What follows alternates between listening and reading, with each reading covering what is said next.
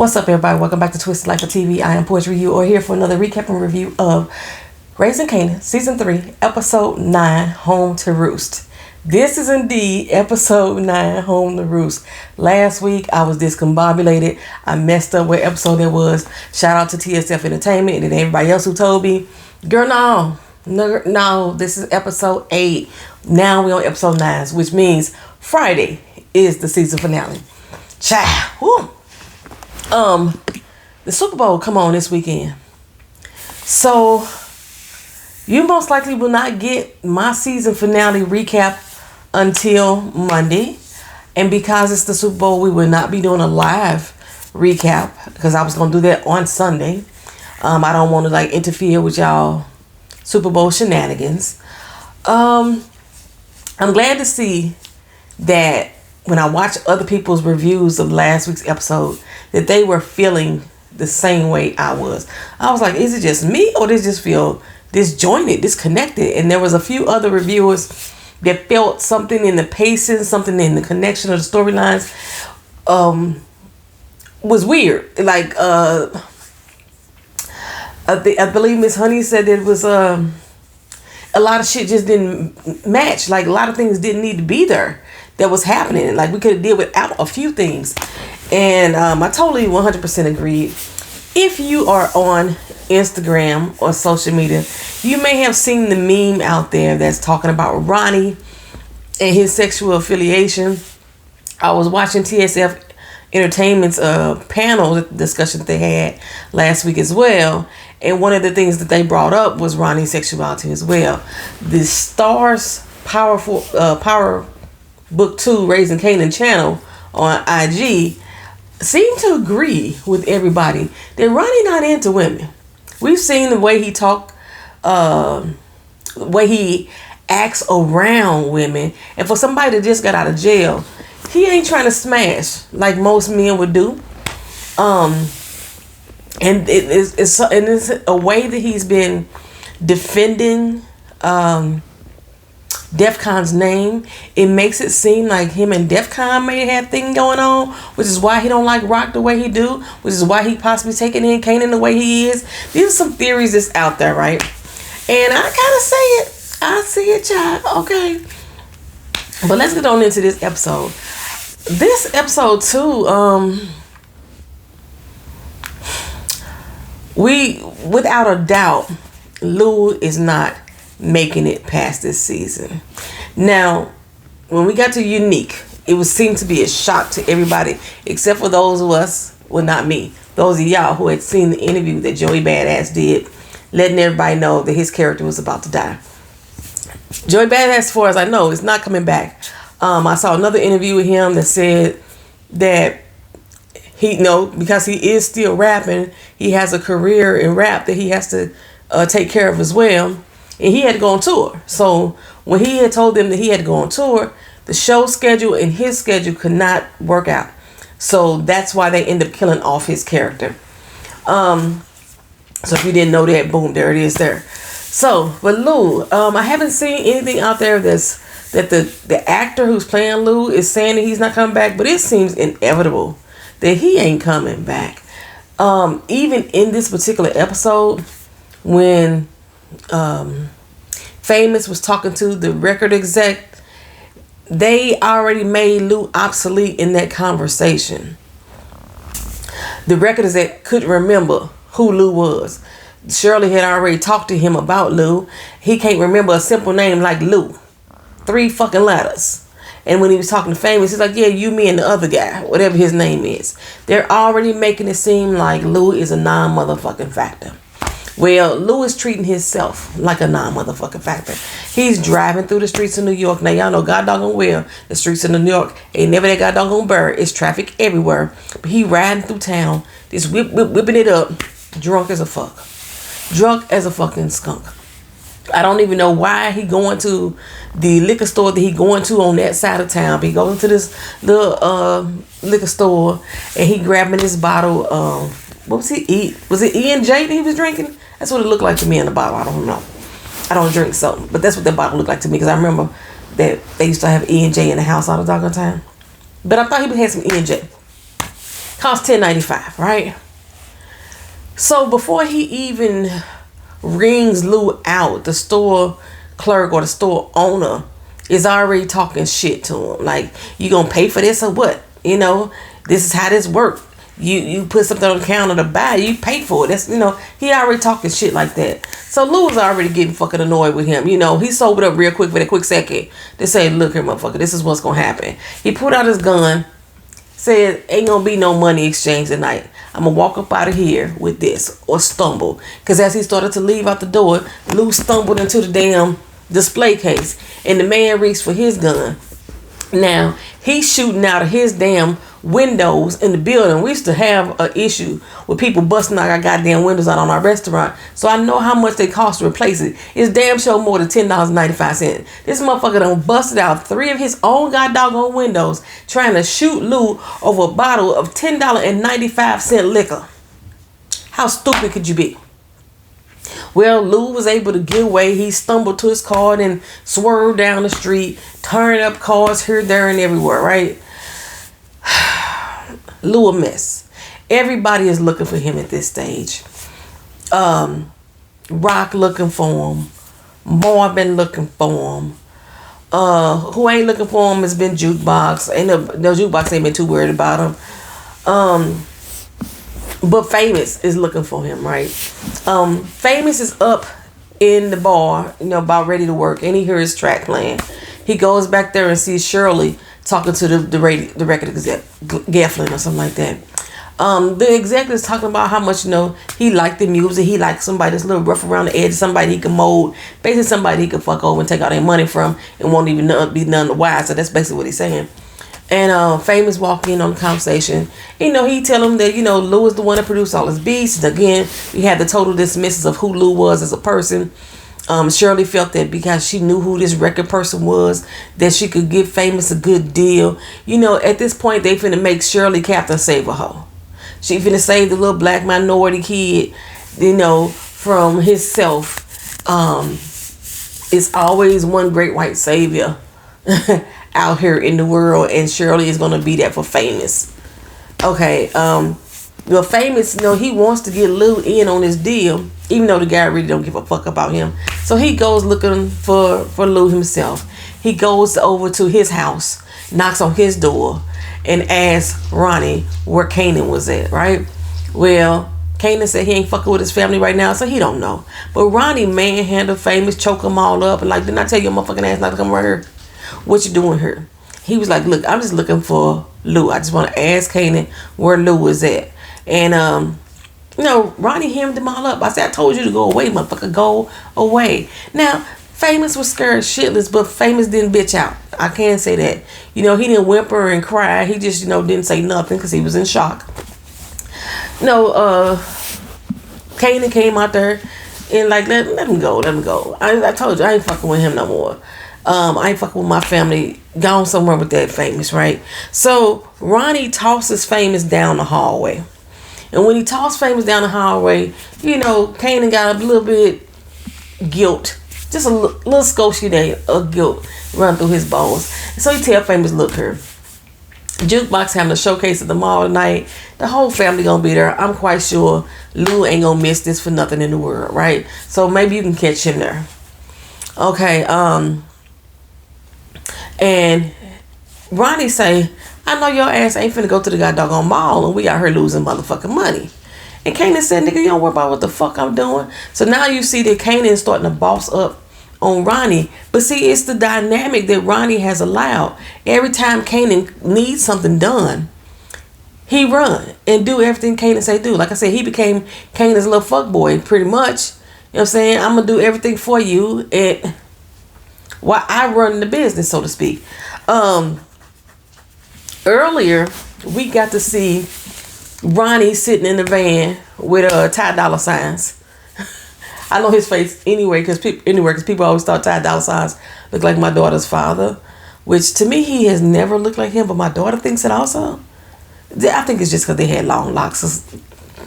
My daughter's daddy had super long locks for a long time, but he don't no more. He cut them short, like shoulder length now. Anywho, child. But yeah, he's sitting there with Ty Dolla Signs, And they waiting on Juliana. But Ronnie is like, Juliana, people ain't never this late. You know, it's only been 2 minutes. Let's go. Let's burn out. And Ty Dolla $ign is like, you sure?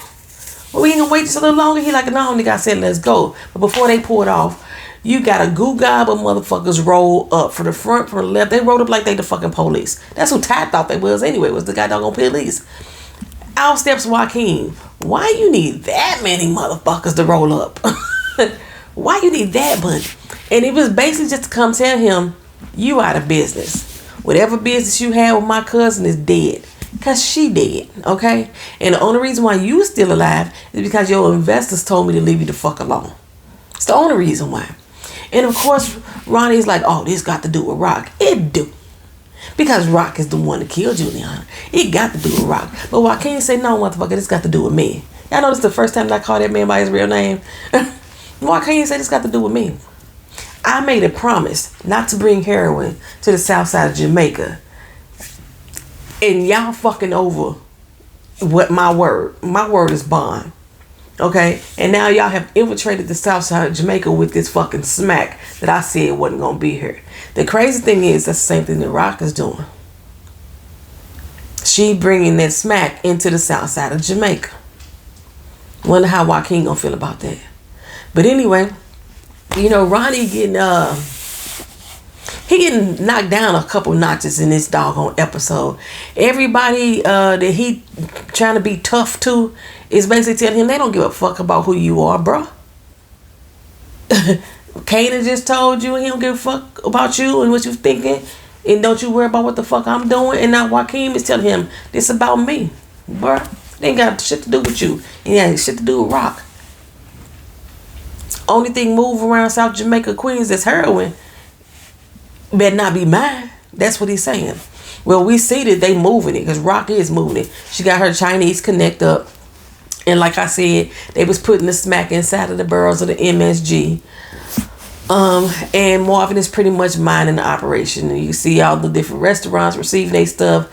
The Chinese takeout is putting up signs that we got that special sauce now. You know what I'm saying?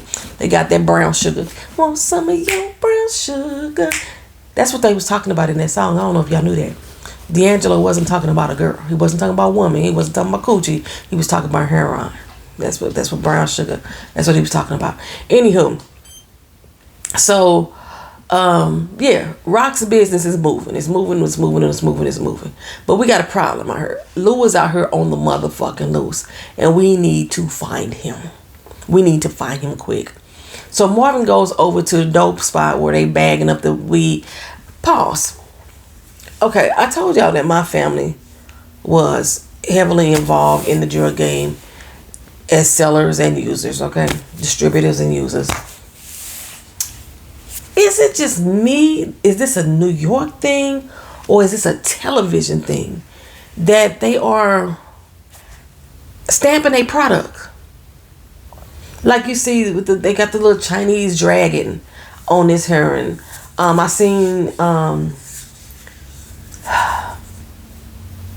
I think Kanan had the yellow vials, and on the wire they had different color vials to determine which dealer they came from.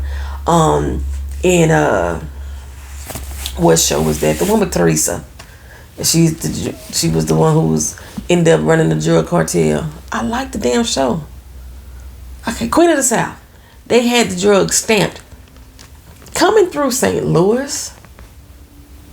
All the drugs I knew, the bricks of cocaine, the smack that was coming through, the LSD, all that shit that was coming through, I've never known it to be identifiable by a stamp from an organization.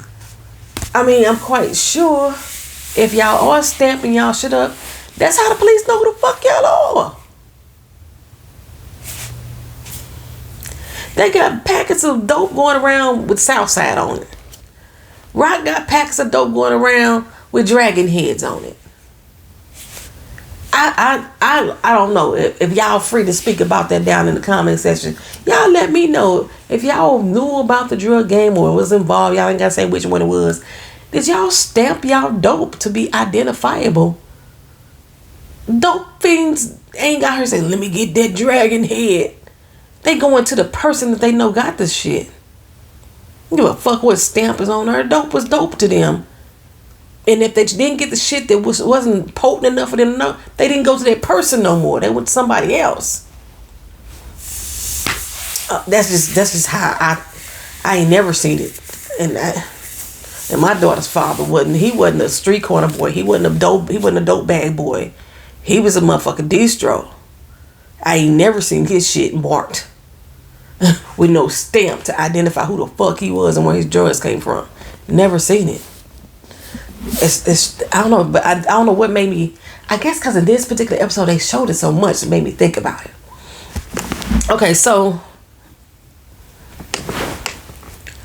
where was I at? He goes up to the dope spot and they up her packaging up the little powder into little bags or what have you. And the whole scene they showed that the dope head went home and, you know, put the shit in a needle and shot up. I don't even know what the point of showing us that was. Again, it's another scene. It was kind of irrelevant. It had nothing to do with moving along the fucking storyline. The only way I could see that would have tied something in is if the drugs that Gerald had in the end had the same red-headed dragon on it, and then they tied those together. But and then like Marvin would have seen it, was like, oh shit, he got our shit. That's the only reason why I seen what would have been the purpose of them showing that dope fiend shooting up. He ain't had no belt. He ain't had no tube. He ain't have nothing around his arm to make the vein pop. You know what I'm saying? His arm was all bloodshot and red and veins just look like they all collapsed and shit. You need something to bring them motherfuckers out. If you been using like that, they be sticking it in their motherfucking neck and in between their toes and shit at this point. Child, okay. He learned from the dudes that bagging up the dope that Lou supposedly robbed a liquor store. Okay. And so, you know, he out there really fucking bad. And he talking. Because he let everybody know he robbed this guy dog on the liquor store. So they really need to find him. So Raquel leans into Howard and say, hey, I need you to find my brother. Because again, if he talking like he talking, everything he's saying is going to fall back on us. And you connected to us in a way that you don't want to be. We family down, Pooh. We family. So you need to find him and keep him quiet until I can get something done. Okay. In the meantime, Detective Burke's daddy came into the precinct to talk to the chief. And of course the chief don't want to hear the shit. We already put this stuff to rest. He meant to call him anyway. IAD has already closed the case on Burke. They found no wrongdoing. Okay. And he like, no, I want them to reopen the case. He wants them to reopen the case because he has information now that's letting him know or believe that Howard had something to do with Burke being gone. Like I said, first the chief didn't want to hear it, but then he's like, you know what? You know, he's a highly decorated officer. He's like, well, fuck, I was a highly decorated officer. I've been with the NYPD for 40 fucking years, so you need to at least give me an ear. So the chief takes him in the back to go sit down, and he tells his tale about how Howard went to Bingham and told Bingham to set up Burke, this, that, and the third, right? And once he gets all this information, you know, after a good hour full of shit, he calls in Tanner with the FBI and tells Tanner what he knows. But what set him off was the fact that he mentioned that Nicole was dating Laverne Thomas. The Thomas name is just ringing all over the place, right? The Laverne Thomas, who happens to be Marvin Thomas's daughter. And, you know, Marvin is on the top of our hit list. So they putting 2 and 2 together and coming up with 5 at this point. Matter of fact, they coming up with 3 because they coming up a little bit short still at this point. And they now got their eye on Howard. So for me, I'm like, so these motherfuckers, they wasn't looking out for him this whole time? We've been suspecting that the FBI has been watching Howard, and come to find out they weren't. They had no connection in their brain. None at all. That Howard is connected to them in any kind of way. Now he is. Now they're gonna look at him. Okay, which is the chief was saying, I don't know why when we closed that case about Nicole's death and we let Laverne walk out of here, I don't know why I didn't connect the dots again. Our band. Okay? Our band. And he basically talking to the fans because we would have said, didn't your dumb ass know that shit? That's some stuff that we would say to him.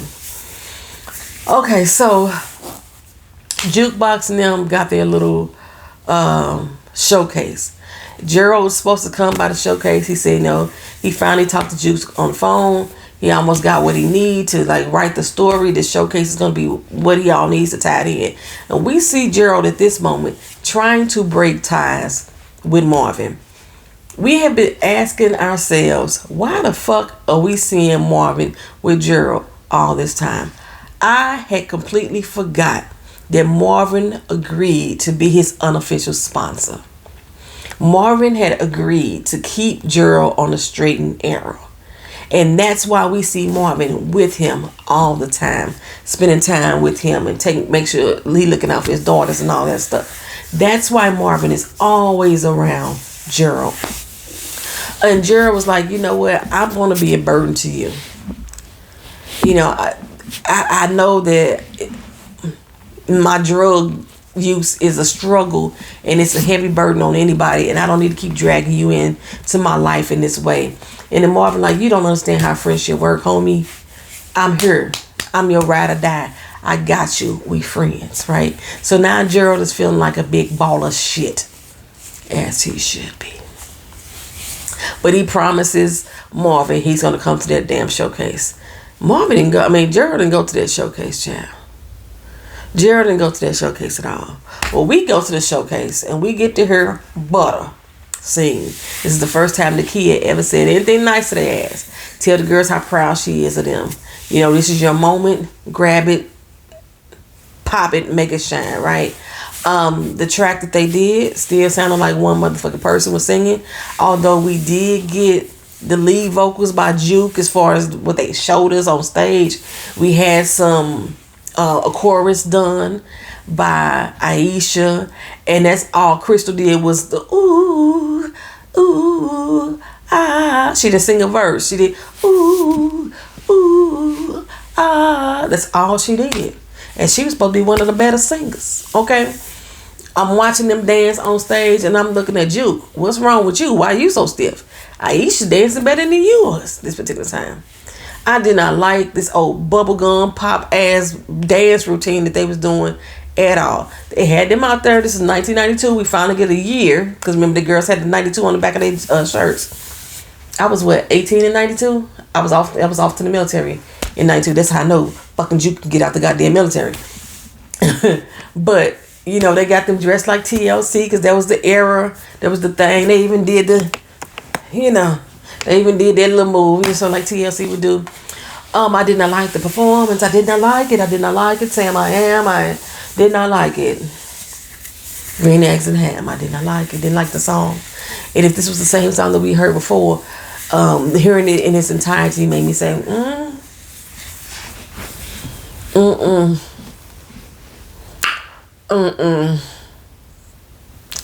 But the dance moves were whack as fudge. They looked good though.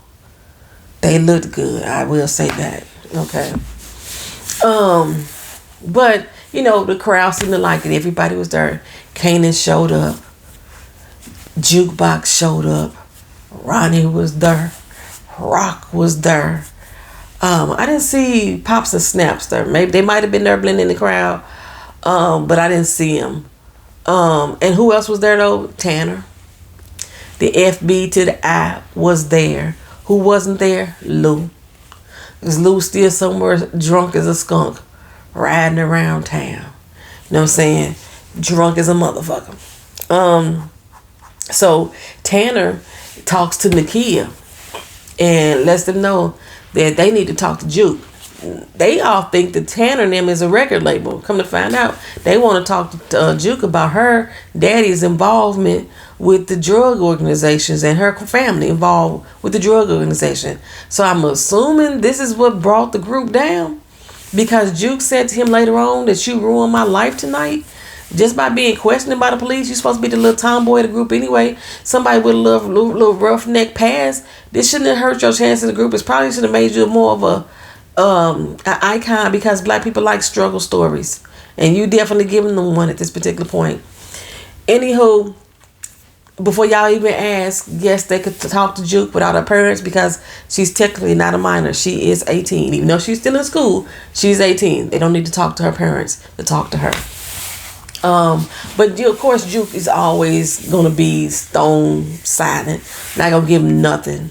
And they had her in there for hours trying to drill her about Marvin's connection to the dope game and all the other mafia killings and the organized crime and his connection to Howard. Juke is smart enough to know that if y'all talking to me, that y'all ain't got shit. And in everything that you're saying, I know not to be true. So you really speculating at this point. If you really got something on him, I wouldn't be the one being here right now.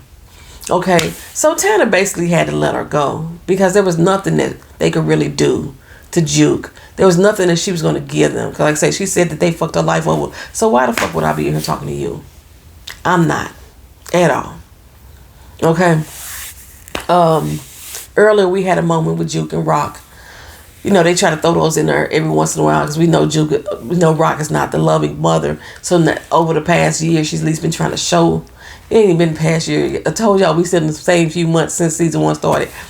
She's trying to show Juke a little bit more attention and let her know that she's there for her, even though she don't have that connection with her own son anymore. Juke even offered, "Do you want me to go look in on him? Because I know that's what I do. That's what." And Rock tell her, "Look, I know I've been counting on you to look after Kanan all your life, and it ain't been fair to you." The same thing we as the viewers been saying. So now, it's all about you right now. That's all we gonna talk about is you in this moment. And you know, Juke felt some kind of way about that. She finally like, okay, somebody is really here for me right now. This is a good moment. And her good moment was ruined by Tanner coming into her showcase and pulling her in for questioning and saying that they questioned her about her family's involvement with the drug game in front of everybody, embarrassing the fuck out of her. So Rock calls Howard up and tell him, "Look here, my brother out here on the loose. You need to find his ass. You need to find him." Well, Howard actually solicited the 2 police officers and been shaking Rock down.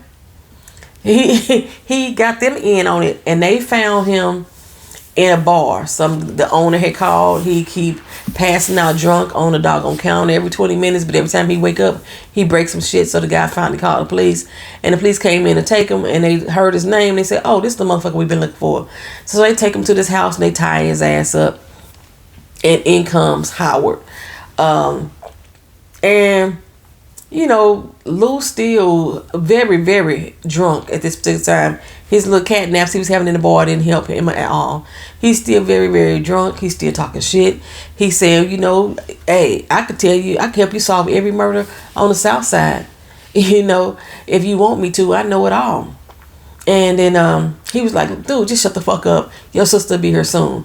When he said that, then Lou realized, "Oh, you the motherfucker that's been talking to my sister. You the one that's been giving her all the tea down at the station. You her inside person. Now I know. You the one who told us the Scrap was a snitch when he really wasn't. That nigga death on your hands." Okay. And Howard is like, "This motherfucker still talking. I'ma kill you, black ass." Okay. So he walked up to him, put a gun to his head, told him, "Say one more motherfucking word, you dead man," right? Lou put his head up to the gun like, "Well, shoot me then, nigga. I'm already dead." Okay. Lou was talking real tough right then. At the end, we got this little narrative with 50 Cent was saying, motherfuckers, you know, they talking mad shit. And then they realize that they life really finna be get gone. They changed their tune. We saw Lou change his tune later on, right? So Howard left, and my lips feel like they peeling. Howard left, and Marvin came in. And Lou was like, "Hey, dog. This bitch trying to kill me." Speaking about Rock. "You need to stop her. You need to stop her from killing me, man. I ain't ready to go. Now, just a few seconds ago, you was ready to go. You had your head all up on Howard's gun, talking about, 'Do me, nigga, do me.' And now it's time to do you, baby. And now you like, I ain't ready. I ain't ready. Hold up. Un momento, por favor. That's what he's saying. Like, okay. Chief calls Howard in once he get back to the station and confronts him about the accusations that has been made about why he went to go confront Bingham and why he turned Bingham on the IED and this, that, the third. You know, he talked his way out of it. He said, I did. He said, because you're the one that told me to make sure that this stuff go away, to bury it. So I went to him and I told him to go on IED because I ain't no motherfucking snitch. You know, he made it sound real believable. And Tanner and Chief is sitting there confused and baffled, like they don't know what the fuck to believe. Because he sound real convincing. You really trying to tie me with these motherfuckers? I don't know nothing about Marvin. I don't know nothing about him. You trying to try me in with a drug dealer? Okay, now, at some point, somebody should uncover that, yes, he is tied in with these drug affiliations because, again, when Howard was undercover, he was dealing with DEFCON in them. We all knew DEFCON was Rock's boyfriend, okay? You know, Howard is the reason DEFCON went to jail. There is connection. There is a connection. And somewhere in Burke's shit should be the information that she found that Howard is indeed Kanan's daddy. I just don't understand why the police ain't connecting all the dots for real. They making Howard seem like he's smarter than the 5th grader. He quick. He quick on his feet. I'm gonna give him that. He quick on his feet. But yeah. But I guess the fact that these motherfuckers didn't even know to look at his ass, and us as the viewers was already like, they only you, then I guess they ain't as smart as we thought they were. Okay. So where am I at? Gerald. Like I said, Gerald didn't make it to the showcase. Gerald's sitting in the hospital crying. And in runs Marvin. And I'm like, oh, what the fuck happened, right? He was like, you know, he had to give him a little taste. He had to unwind just a little bit. He had to give himself a little taste. So baby girl Alice needed to go take a bath, so he put her in the tub. He probably drowned her motherfucking ass. He said next thing he know, Amber had woke him up, and maybe Alice had slipped and bumped her head. Why she slipped? How she slipped in the bathtub? Did she slip on her way in as you was putting her in, as you tossed her ass in? Did you hold her ass down? She slipped getting out the tub. She drowned in the tub.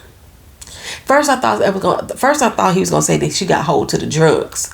That's what I thought he was gonna say. But no, she slipped in the tub and died. So now Alice, little baby girl, is dead. So he finna lose his kids anyway, because now they're gonna take Amber from him.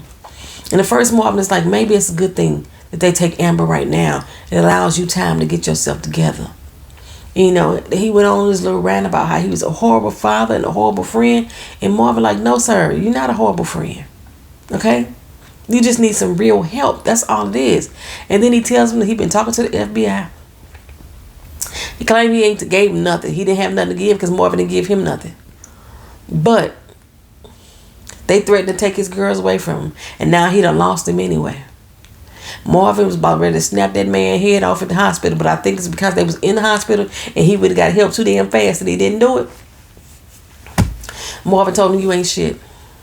You are a bad father. You are a fucking horrible father and a fucking horrible friend. I knew right then when he said that Gerald wasn't gonna make it.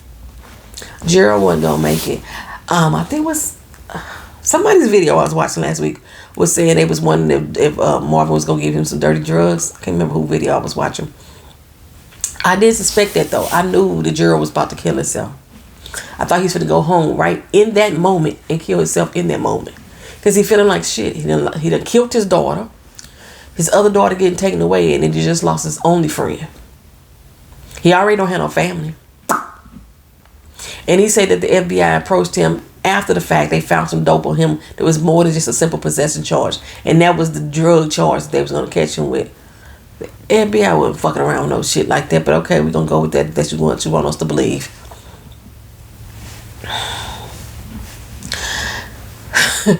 So but they knew he was in the doggone meeting with Marvin, so that's how they linked in together.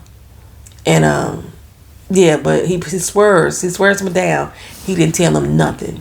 Well, next time we see Gerald, the FBI people that he was talking to came and knocked on his door. They were supposed to bring him in. They was gonna do a professional courtesy and let him bring himself in. Now, if he was black, he'd have been locked up right at that fucking hospital. But they let him go home and shoot up. That's basically what he did. And when he walked in, you know, they see all the needles, and no one officer asked the other, you think that it was a hit? You know, somebody gave him some dirty drugs. He was like, no. That was the best thing he ever did to himself, was to kill himself right here. That's how they was feeling about Gerald at this particular time. And all his secrets he was able to take with him, unless he wrote that shit down. Because they was turning his house up. I ain't never seen them come in and turn somebody else up over an OD situation. All them police there for OD. Never seen it. But okay. That's what we gonna do right now. Going through the things and his belongings. You already know he didn't have no other family. That's why you took the damn kids away. Why were y'all going through his things and his belongings? Did you think maybe he wrote something? If he wrote something down about Marvin in his story, that's the only place they're going to find information. But now Gerald is dead. He gone. Okay. Juke, like I said, they let her go home. Kanan. Ronnie, he went over there to front on Snaps and Pop. And, you know, first Snap was like, what the woo, this nigga rose up here like that. And Ronnie calmed down a little bit and allowed him to pull his fucking gun on him. Dumbass. And he was like, look here. Why y'all motherfuckers didn't tell me that they was finna sell us like that? Why y'all motherfuckers didn't tell me that they was gonna put us out of business? He was like, you over here fucking with this motherfucking cousin? Okay, you should know better than that shit. You say you lucky this motherfucker came to us and you alive, okay? And then Ronnie like, hey, this is all got to do with Rock, and she fucking with my goddamn money. And they were like, no, she fucking with your money. You fucking with our money. We the one that loaned you money, right? You get it together and get it straight. So that's how you saw Ronnie over there at Kanan's crib. They didn't know what was going down. Letting them all know that Rock is involved with this shit. Well, after the showcase, Rock has saw Kanan, and you know, she was saying that they gonna have a little get together, a little celebration for Juke in a couple days. He should slide on through. He was like, no, I ain't got that type of time. I'm about to bounce. And Marvin is like, fuck you going, okay? They go into a little back and forth, a little exchange of words, and Rock let them know, hey, that whole situation you had going on with Ronnie is dead. Your supply is gone. Okay, we killed that shit. And you threatening the social worker? How she know he threatened the social worker? If it got back to Rock that Kanan threatened the social worker, Kanan should have been locked the fuck up. If the social worker was that unafraid to tell somebody what happened, Kanan should have been locked the fuck up along with Ronnie. Somebody who just got out of jail. Okay? But she said, yeah, you over there threatening the social worker. That shit ain't gonna work. That's all I gotta do is call them up one more time. I'm sending your ass upstate. He said, go ahead. I can call them on you too. I know a whole lot of shit that I can say about you. They got somewhere to put your ass to. And Marvin is like me. You let this motherfucker talk to you like that? First he threatened to take off his belt and beat his ass. He said, I don't give a fuck who your daddy is, who your daddy was, who your daddy ain't. Okay? I'm about to take my belt off and go to work on your ass. And Kanan just looked him up and down. Like, I wish you would, nigga, but he didn't say nothing to his aunt, right? And, but yeah, Marvin was like, I know you ain't letting this motherfucker talk to you like that. Who the fuck are you? You let him talk to you like that? What is really going on? So Kanan ended up having a meeting with Ronnie, Pop, and Snap again. And at this time, they were singing a little different tune. It was like, hey, your mama her fucking with our business. She fucking with our money. She needs to be handled. Kanan didn't bat an eye. He didn't look nervous. He didn't say like, oh, y'all motherfuckers can't fuck with my mama. He looked like, sound like a plan to me. Okay. I don't know how involved he gonna be with the handling of his mama. But people are speculating that Kanan is going to be willing to take his mama out. Something else happened. Somebody else brought up the fact that they believe Famous is going to die. He mentioned earlier what his real name was Sean. We had all completely forgot his name was Sean. And we know that Kanan named his son Sean. Kanan's child, thank you to Keisha Charmaine, who let me know that Sean, his age kind of puts Kanan at the age of 1920 when he has him. And that's around the time that he actually meets Tommy and Ghost. So somewhere around that time, or somewhere between now and then, Famous is most likely going to die. And it's going to be either at the hands of Kanan or due to Kanan not helping his friend. And he feels some kind of guilt, and that's how his son ended up being named Sean. But Famous, he's always felt the Famous has betrayed him and betrayed his friendship. That same thing that he felt about his own son, which is why he took his son out. So yeah, it's gonna be a problem too when he find out that Juke been talking to his mama. Believe that it's gonna be a problem.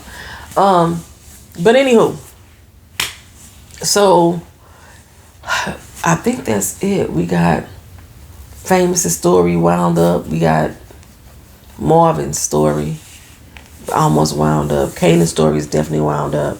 Jukebox story is wound up. So back at the spot where they got Lou tied up, pleading for his life, right? Begging Marvin to not let Rock kill him. The next thing we do is see them ride in the car down a long dark road. Maybe they going back out to the hills where they was out there at the cabin with the Italians. Maybe that's where they going. And they just riding along. Rock is in the front seat. They got Lou in the back seat, and he's still tied up. He's still pleading for them not to kill him.